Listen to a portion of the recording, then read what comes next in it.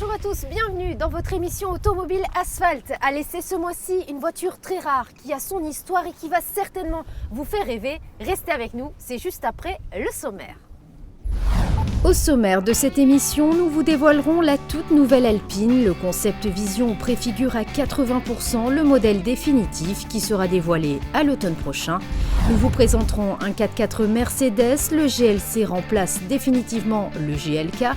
Dominé par Audi et BMW sur le marché des SUV familiaux, la firme à l'étoile repasse à l'offensive. Et a laissé ce mois-ci une américaine mythique, la Corvette C7 de chez Chevrolet. Il s'agit d'une véritable sportive, performante et de caractère. Et bonjour Gilles. Bonjour Vanessa. C'est toujours un plaisir de vous retrouver. En plus, je sais que vous êtes là, c'est vraiment la course, c'est le cas de le dire, entre deux compétitions de Nico. Et ça fait plaisir, merci pour votre fidélité. C'est avec plaisir tout le temps, en plus avec cette belle journée. C'est vrai. Alors je vous réserve évidemment une belle surprise aujourd'hui. Je sais que vous avez particulièrement apprécié la Ford Mustang l'autre fois. C'est vrai. Alors on reste dans l'américaine. Voici pour vous la Chevrolet, la Corvette de chez Chevrolet, la C7, le modèle 2016. Rien que pour vous. Tout dernier modèle, c'est vrai. Tout dernier modèle. Justement, comme vous l'avez dit, on avait essayé la Mustang qui faisait partie vraiment du rêve américain. Je dirais qu'il manquait la deuxième, elle est là. Elle est là, ça va faire pour vous. Petit tableau complémentaire. Regardez cette ligne. Regardez cette ligne comme elle est jolie. Alors il faut dire quand même que pendant plus de 60 ans finalement elle a gardé le cap par rapport à ses concurrentes, c'est vrai. Et puis elle a un canon de beauté établi finalement qu'on retrouve sur aucun autre modèle, vous êtes d'accord? C'est vrai qu'elle est vraiment particulière, très élancée. Un petit peu avant-gardiste tout en gardant l'aspect légendaire et mythique. C'est vrai. Avec les ailes, avec la petite arête sur les ailes qui finissent quand on est au volant en V, hein, caractéristique de toutes les séries des Corvettes depuis son apparition. On peut dire qu'elle a une carrière finalement un peu similaire à la 911, on peut le dire, une vraie histoire. Oui, voilà. C'est vrai, je crois d'ailleurs que c'est le modèle le plus ancien en véhicule sportif, c'est-à-dire en durée d'existence. C'est vrai. Hein, puisque la 911 est apparue 10 ans après, je crois. Oui, à peu près. Donc là, on est vraiment face à un monument. En plus, nos amis outre-Atlantique, j'ai vraiment hâte de l'essayer. Alors c'est parti, Gilles. Tout à l'heure.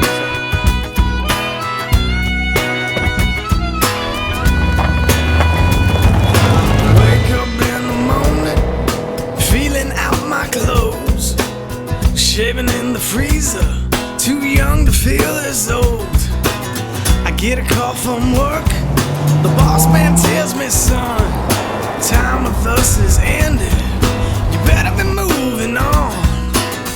Telling the truth, I don't know what I'm gonna do. It happens all the time, does it happen like this to you? 'Cause I've been let down by the ones I love. Yes, I've been let down by the man. L'américaine conserve des proportions très particulières avec un long capot plongeant. Elle dispose également d'une cabine reculée et des porte-à-faux réduits. À l'avant, la Corvette dévoile son mythique nez de requin. Et à l'arrière, ses étranges feux sont dessinés en relief tout en encadrant le logo Corvette.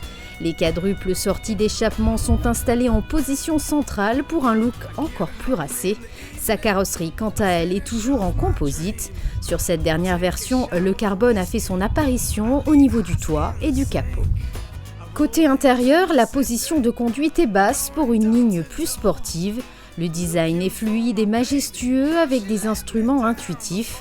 L'habillage cuir de la planche de bord rehausse nettement l'impression de qualité à bord. Divers éléments en carbone et en aluminium sont répartis dans le cockpit. Les sièges sport sont conçus pour une meilleure tenue en virage avec renforts latéraux surélevés. Alors, sympa cet essai ? Franchement, vraiment génial. C'est vrai ? Ah oui. Allez, on en parle.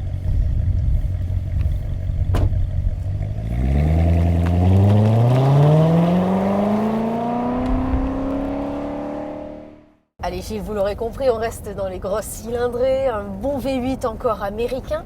Alors c'est vrai qu'à chaque fois que nous analysons les motorisations, on a tendance à se rendre compte finalement que les constructeurs ont tendance à réduire les cylindrées et dans le jargon, ça s'appelle du downsizing plus précisément.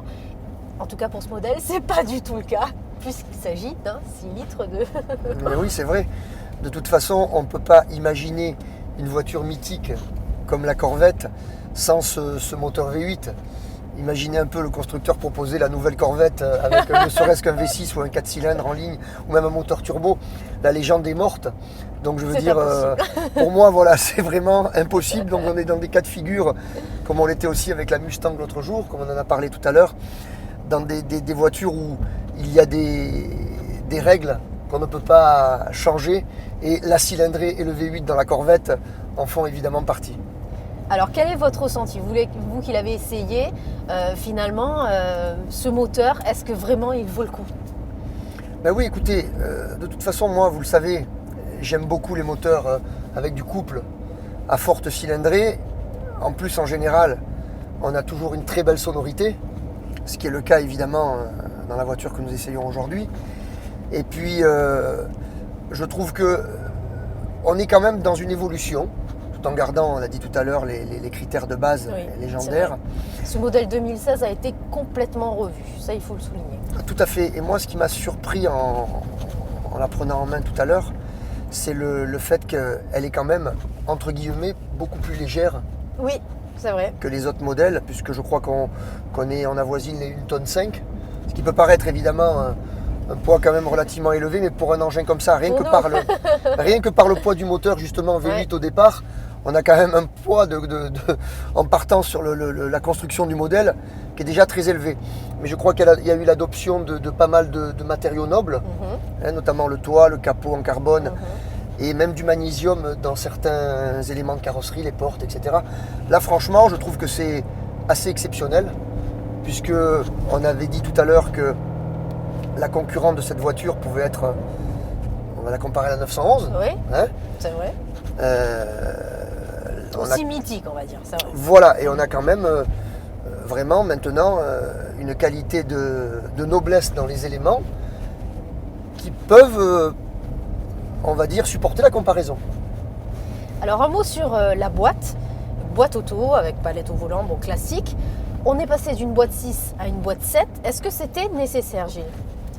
Alors, on va dire que plus les moteurs sont coupleux, plus la plage d'utilisation est importante, donc moins on a à la base besoin de réduire les distances d'utilisation en accélération par exemple. Donc la 7e n'était pas forcément nécessaire. D'accord. Maintenant je crois que la 7e, on va dire que c'est une vitesse pour pouvoir rouler tranquillement sur l'autoroute sans consommer, d'après ce que j'ai vu. C'est vrai.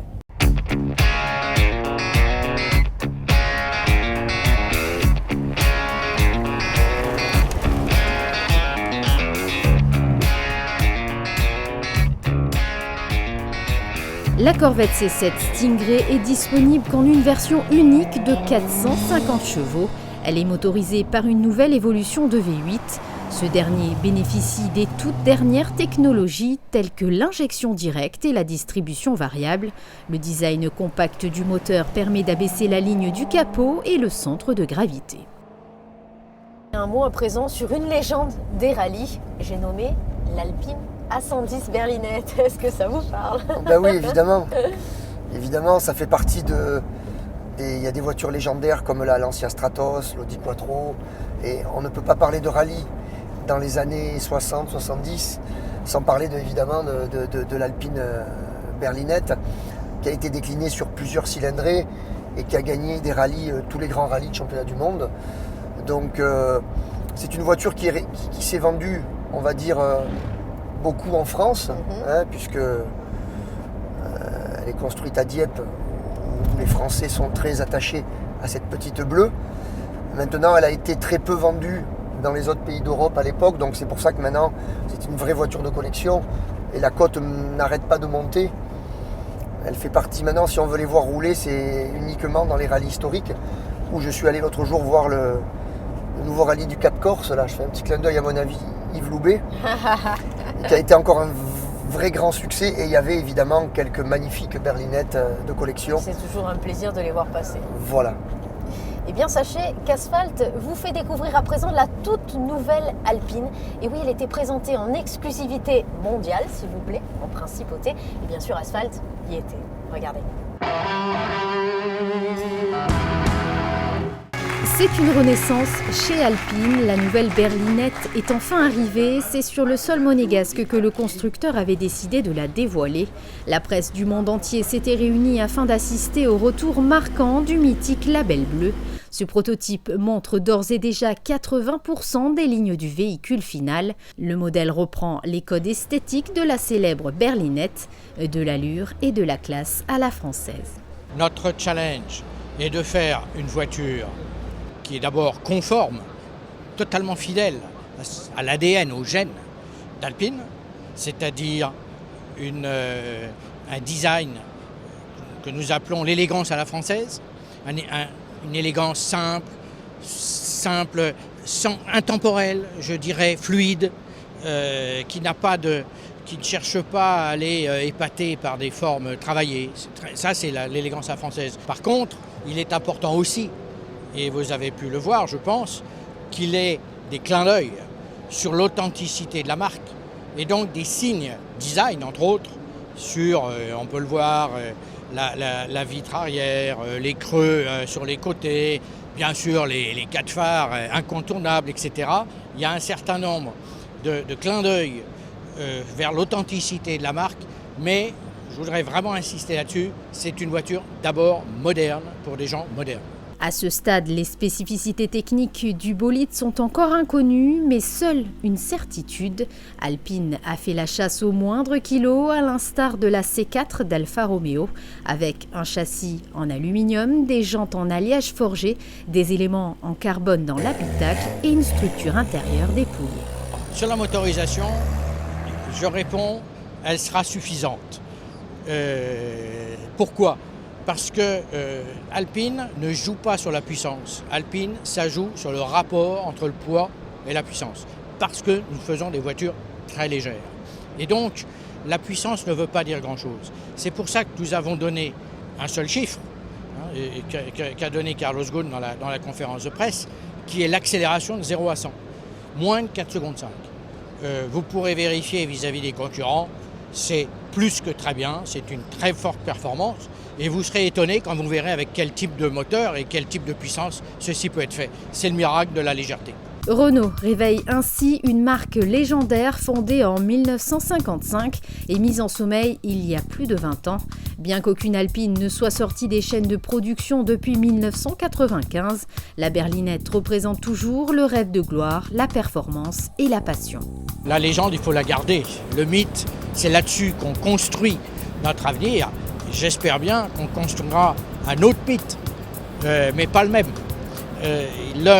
En tout cas, ce qui est sûr, c'est que c'est une voiture qui a beaucoup de prédispositions pour faire beaucoup de choses. Alors il faut savoir que dans la légende de l'Alpine A110, la berlinette, il y a aussi une chose, c'est que finalement, elle ne s'est pas beaucoup vendue tant que ça. Elle a fait un mythe parce qu'elle a été championne du monde des rallyes, elle a battu tous les grands concurrents sportifs, les Porsche, les Ferrari, les BMW, etc.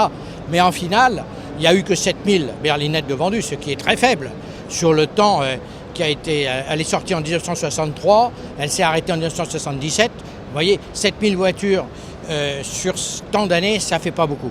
Nous espérons bien en vendre beaucoup plus. Ce qui fait que ce sera probablement moins un mythe, parce que dans le mythe, il y a ce côté très rareté. La production de la future Alpine sera assurée par l'usine historique de Dieppe, laquelle assemble actuellement les Clio RS, un site spécialisé parfaitement adapté aux faibles cadences et correspondant aux véhicules, dont une grande partie de l'assemblage est faite à la main. Passons à présent à la tenue de route. On sait évidemment que c'est propulsion pour notre plus grand bonheur. Comment se comporte-t-elle au quotidien ? Écoutez, justement, on tombe dans les catégories des voitures avec un moteur relativement lourd qui est situé à l'avant, Oui. et un système de propulsion, donc roue arrière, avec beaucoup de couple et de puissance.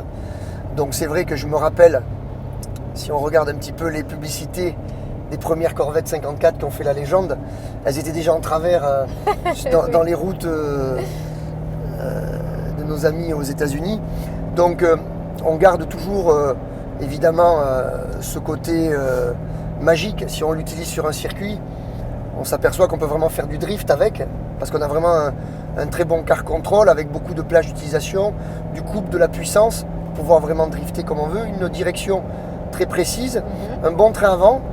C'est sûr que si on la compare toujours à la référence Porsche, la fameuse 911, je dirais que un petit peu moins de précision, mais alors quel bonheur à son volant de pouvoir utiliser la puissance, le couple, quelle sonorité. Moi franchement Vanessa, je suis adepte. C'est vrai. Est-ce qu'on peut dire un mot sur le freinage? J'imagine qu'un engin pareil, il faut quand même l'arrêter à un moment donné. Oui, là c'est pareil. Maintenant, c'est peut-être ce qui a fait défaut dans certains modèles précédents, où on avait un freinage un petit peu en dessous des qualités de la puissance moteur. Maintenant, vous avez vu, elle est équipée de disques de gros diamètre avec des étriers cycles les Corvette. disques sont impressionnants, ça c'est vrai. Vraiment magnifique. Donc une perte de poids aussi, elle a maigri comme on a dit tout à l'heure. Donc du coup on a moins de poids à arrêter, avec une augmentation au niveau de la qualité et de la dimension des freins. Donc évidemment on a un freinage vraiment maintenant de très bonne qualité. La C7 dispose d'un châssis en aluminium dorénavant allégé de 45 kg par rapport à l'ancienne version. Il est donc monté sur un cadre léger et rigide qui permet une répartition optimale du poids de 50-50. Elle incorpore de plus la suspension à réaction la plus rapide. Le concept magnétique sélectif Ride Control offre un système en temps réel qui permet de lire la route à chaque milliseconde. Allez, restons à présent dans les modèles haut de gamme. Je vous propose de découvrir le tout nouveau 4x4 Mercedes. Fini le GLK, place dorénavant au GLC et en plus un modèle dit AMG. Regarde. Intemporel, moderne et dynamique, pour son nouveau SUV familial, Mercedes a décidé de repartir d'une feuille blanche, à commencer par le nom. Le K est désormais remplacé par le C afin de marquer le lien de parenté avec la classe C. Autre changement et non des moindres, un look plus consensuel mais finalement très proche d'une classe C break surélevée et plus ramassée, une véritable création pour le constructeur à l'étoile. C'est une vraie nouveauté dans la gamme. Mercedes aujourd'hui a décidé d'élargir l'ensemble de ses gammes. Là on se part de la gamme classe C, donc on a sorti il y a très peu de temps la classe C berline, classe C break, sortira la version coupée bientôt, et la version SUV en fait de cette gamme qui s'appelle le GLC. On est sur un véhicule qui est à la fois pour la ville et à la fois pour la route, puisque les performances du véhicule permettent ce genre d'utilisation. Chez Mercedes, historiquement, la lettre G évoque le tout-terrain. Tradition oblige, le GLC dispose de nouvelles ressources quand il s'agit de jouer les baroudeurs. Pour cela, il peut compter sur une transmission intégrale de série, mais également sur des options comme le pack Off-Road Pro, comprenant entre autres des pare-chocs avant et arrière spécifiques, une aide à la descente ou encore des protections de soubassement moteur. Associé à la suspension pneumatique, ce pack permet au GLC de pouvoir se surélever de 5 cm supplémentaires et ainsi obtenir 22 cm de garde au sol. Sur l'ensemble des motorisations disponibles aujourd'hui en essence et en diesel, on est sur du 4 roues motrices permanent et boîte automatique de série également. Le terme SUV englobe pas mal de véhicules aujourd'hui. Que recherchent nos clients dans ce type de véhicule? C'est à la fois de l'espace, un véhicule qui permette effectivement de l'utiliser sur différents types de routes, sous la pluie, sous la neige. Le système 4 roues motrices permanent offre quand même beaucoup de sécurité aujourd'hui, c'est une vraie demande. Sur le marché des petits SUV urbains, la concurrence est pourtant forte. C'est une voiture qui vise large puisqu'elle a pour cible une clientèle qui cherche des modèles différents et au design attractif.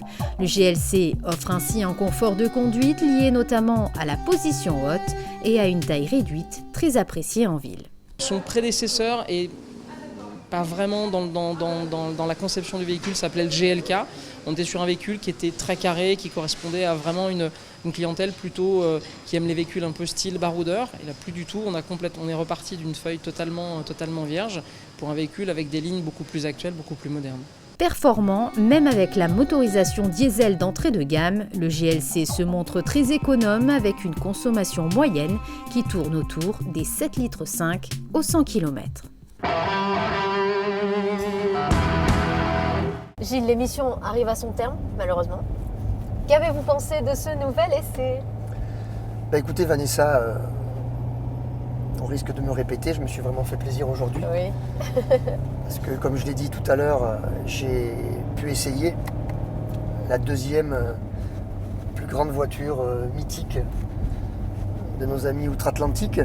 Et je dirais que on voit que Chevrolet a fait vraiment de très très gros efforts pour arriver à proposer une voiture aujourd'hui qui est performante, qui respecte les critères de la légende Corvette, qui est très agréable à rouler, avec une belle qualité de finition. On n'en a pas trop parlé jusqu'à maintenant. C'est vrai. Mais c'est vrai qu'on a du carbone, du vrai carbone dans les sièges, dans le volant. Le volant d'Alcantara de bonne forme. Ouais, en option, mais très très joli. Le levier de vitesse, les petites surpiqûres gris clair sur le cuir de bonne qualité. On est bien installé dans les baquets. Moi j'aime beaucoup les portes qui s'ouvrent avec le petit bouton électrique là. Hein. J'avais retrouvé ça sur une Dodge Viper. Ah d'accord. C'était un petit peu la caractéristique de ces voitures. On y revient. Et puis donc je me suis vraiment fait plaisir. Vraiment un très bon agrément de conduite. Maintenant qu'est-ce qu'on pourrait dire? Évidemment on a un V8 sous le capot. Oui. Donc on a un capot très long avec des ailes très prononcées, caractéristiques aussi des Corvettes, puisqu'on en a parlé tout à l'heure, les lignes. Hein, vous voyez là, quand on est au volant, on voit bien les ailes qui plongent en V. Hein, c'est ça. Voilà, pour avoir un petit clin d'œil par rapport au moteur V8. On pourrait dire qu'en ville, c'est pas forcément évidemment son point fort, hein, puisqu'on a quand même. Pour l'avoir essayé, je peux le dire aussi. Voilà, un gros capot qui plonge. Mais sinon, franchement, bilan positif, hein, vraiment bilan positif, une auto très sympathique, qui en plus, il faut le dire, pour le rapport qualité-prix-performance, standing légendaire, est quand même, je crois, dans les 70 000 €, ce qui est vraiment la moitié de la Porsche GT3. On a quand même un engin exceptionnel. C'est vrai. Bon, bah écoutez Gilles, je vous laisse repartir auprès de Nico. Je sais qu'il vous attend avec impatience. Et nous, on le suit de très près, vous le savez. En tout cas, merci d'être venu. Et merci, et je vous dis à la prochaine. Merci Vanessa, à très bientôt. À bientôt.